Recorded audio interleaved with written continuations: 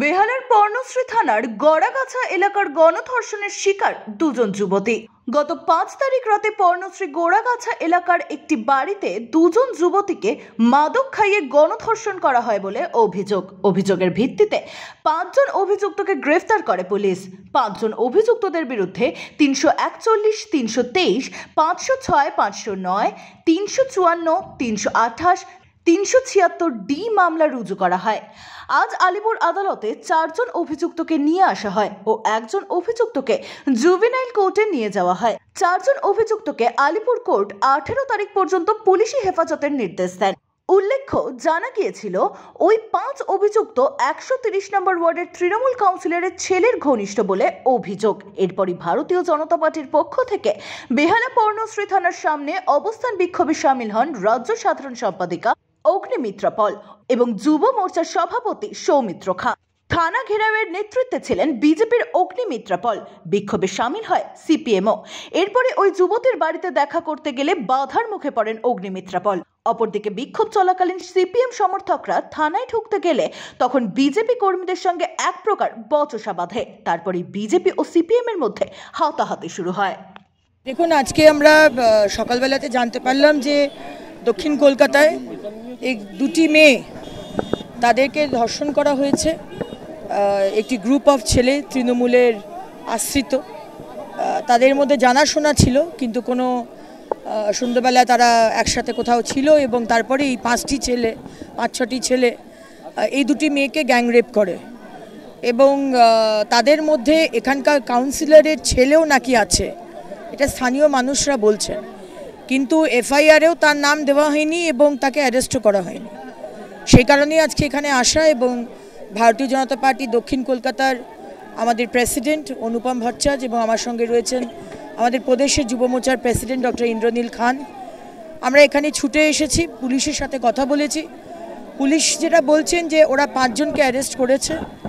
2টি মেয়ের মধ্যে একটি মেয়ের গ্যাংরেপ হয়েছে, অন্য মেয়েটির নাকি রেপ হয়নি, সেটি মেয়েটি নিজেই বলেছে। এবং 5 জন যাকে অ্যারেস্ট করা হয়েছে তার মধ্যে তৃণমূলের কাউন্সিলরের ছেলে নেই। আমি প্রশ্ন করাতে তিনি বলেন যে কমপ্লেনেন্ট যার রেপ হয়েছে তিনি নাকি তার নাম করেননি। পরশুদিন রাত্রিবেলা আমরা যা খবর পেয়েছি তাতে খুবই লজ্জাজনক ঘটনা ঘটেছে। তৃণমূলের কাউন্সিলরের ছেলে এবং তার বন্ধুরা মিলে 2টি মেয়েকে তাদের ওপর নির্যাতন করেছে। খারাপ ভাষায় আমি বলতে চাইছি না। পুলিশ ধামাচাপা দেওয়ার চেষ্টা করেছিল, পুলিশ উইথড্র করাবার চেষ্টা করেছিল। তৃণমূলের নেতারা অন্য উপায়ে কেসটা রেজিস্টার করতে চায়নি। পর্ণশ্রী থানা জোর করছিল, চাপ দিচ্ছিল মেয়েগুলোর ওপর যাতে কেস উইথড্র করা হয়। আমরা সেই কারণে তৃণমূলের কাউন্সিলর অভিজিৎ মুখার্জি তার ছেলের গ্রেপ্তার চাই। তার ছেলের নাম কেন এফআইআরে নেই আমরা জানি না, আমরা বলতে পারছি না। আর নির্লজ্জ পর্ণশ্রী থানা, গোটা রাজ্যে শাহজাহানরা ছড়িয়ে পড়েছে, শিবুরা উত্তমরা ছড়িয়ে পড়েছে। আর তৃণমূলের নেতৃত্বে আজকে নারী দিবসে যে কলঙ্কিত, যে আন্তর্জাতিক নারী দিবসে যে ঘটনা ঘটল, নির্লজ্জতা পুলিশ মন্ত্রীর আমরা পদত্যাগ চাইছি।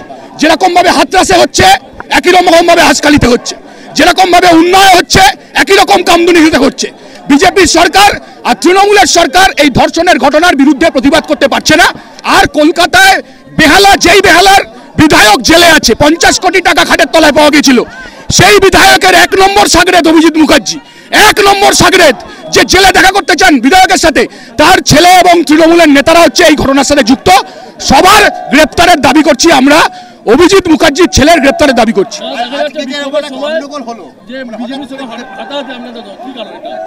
বলতে পারবো না, আমরা থানায় ঢোকার চেষ্টা করছিলাম। এ লড়াই তৃণমূলের, আজকে এখানে যে লড়াই হচ্ছে তৃণমূলের বিরুদ্ধে, আর বিজেপিও একই ঘটনা ঘটায় দেশে যেখানে ক্ষমতা আছে। আমরা থানায় ঢোকাবার চেষ্টা করছিলাম, বিজেপিকে আগে পৌঁছতে হবে, তাই ওরা করেছে। আমরা এটা ইম্পর্টেন্ট না, ইস্যুটা আজকে ইম্পর্টেন্ট না। আজকে ইম্পর্টেন্ট হচ্ছে যেটা, যে তৃণমূলের কাউন্সিলরের ছেলেকে অবিলম্বে গ্রেপ্তার করতে হবে। আমরা বৃহত্তর আন্দোলন করবো, আন্দোলনের বাধ্য। আমাদের কারণ হচ্ছে, আপনারা খবর নিয়ে নিন, পর্ণশ্রী থানায় এফআইআর হয়েছে, অবশেষে এফআইআর হয়েছে। 1.5 দিন 2 দিন টালবাহানার পর, 1.5 দিনের টালবাহানার পর হয়েছে মানুষের চাপে।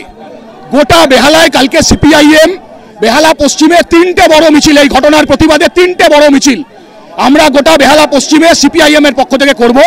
আর এই ঘটনায় যারা যারা দোষী, অভিজিৎ মুখার্জির ছেলে সহ সবার গ্রেপ্তারের দাবি আমরা করছি। ব্যুরো রিপোর্ট, এক্সপোজ বার্তা।